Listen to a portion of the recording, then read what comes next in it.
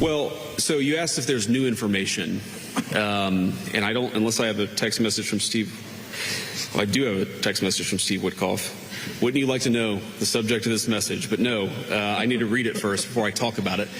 But here's what time is it in the United States right now? Okay, that makes sense. All right.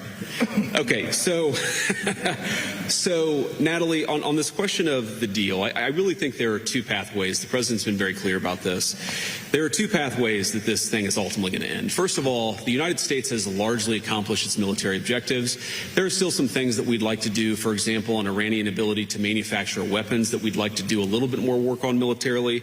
But fundamentally, the military objectives of the United States have been completed. So that means, as the president has said, very shortly this war is going to conclude. And I think the nature of the conclusion is ultimately up to the Iranians. I think there really are two pathways, and I'm oversimplifying this a little bit, but I think pathway one is where the Iranians decide they're going to be a normal country. They're not going to fund terrorism anymore. They're going to be part of the world system of commerce and exchange, and that's going to mean much better things for them economically. It's going to mean better things for the peace and safety of the world.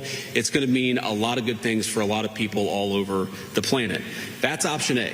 Okay. Option B is if the Iranians don't come to the table and they stay committed to terrorism, to terrorizing their neighbors, not just Israel, but of course their Arab neighbors too, then the economic situation in Iran is going to continue to be very, very bad, and frankly it will probably get worse. And so what the president has asked his entire team to do, particularly Steve Witkoff and Jared Kushner, is to figure out what are the contours of a potential deal. What are they willing to do? Because militarily, it frankly doesn't matter one way or the other to us. It's fundamentally a question of what does this look like afterwards, and that has been what the negotiations have been focused on.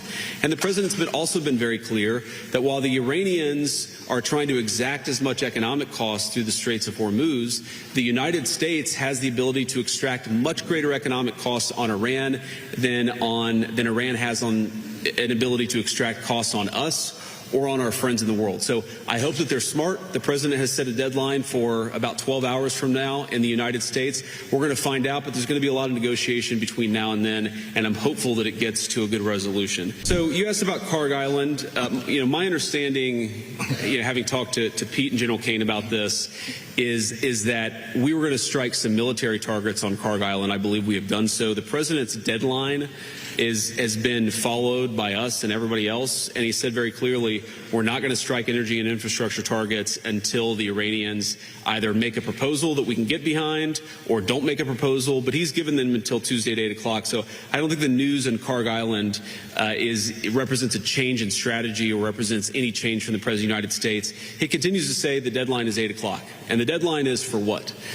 Fundamentally, what Iran is trying to do, because they've been defeated militarily, is they're trying to extract as much economic pain on the world as possible. And the President of the United States is a man who recognizes leverage, that if the Iranians want to exact a certain amount of pain, the United States has the ability to exact much, much greater pain. The president doesn't want to do that.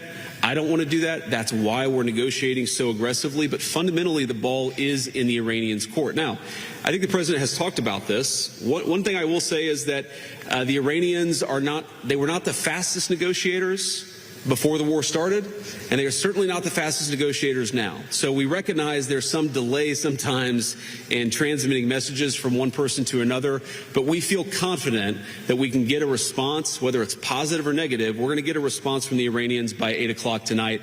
I hope they make the right response, because what we really want is we want a world where oil and gas is flowing freely, where people can afford to heat their homes and cool their homes, where people can afford to transport themselves to work. That's not going to happen if the Iranians are engaged in acts of economic terrorism. So they've got to know we've got tools in our toolkit that we so far haven't decided to use. The President of the United States can decide to use them, and he will decide to use them if the Iranians don't change their course of conduct. My attitude towards military conflict has always been to pray that we're on God's side. And my own view is that we're doing this for the right reasons. We're doing this because we don't want a regime that has committed acts of terrorism to have it the world's most dangerous weapon, because that would mean a lot of innocent people dead. I certainly hope that God agrees with the decision that Iran shouldn't have a nuclear weapon, but I'll keep praying about it. And if he gives me a good answer, you'll be the first to know, Natalie.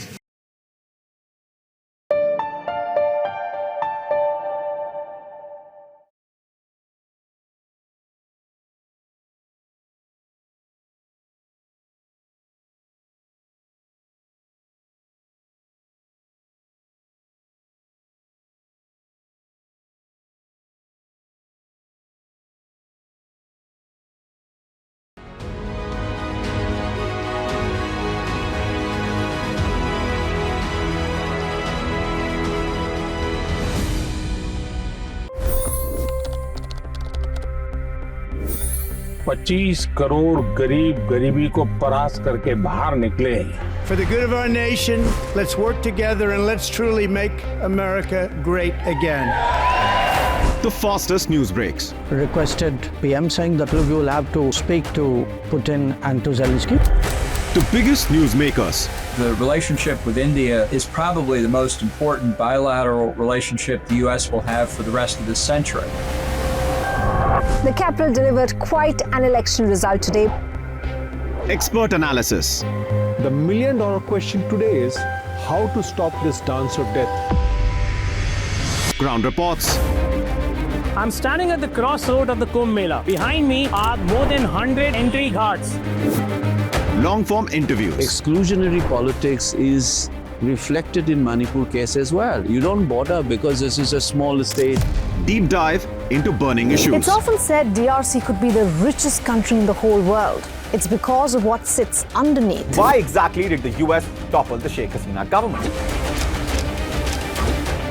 HD videos. We don't just break news, we break it down.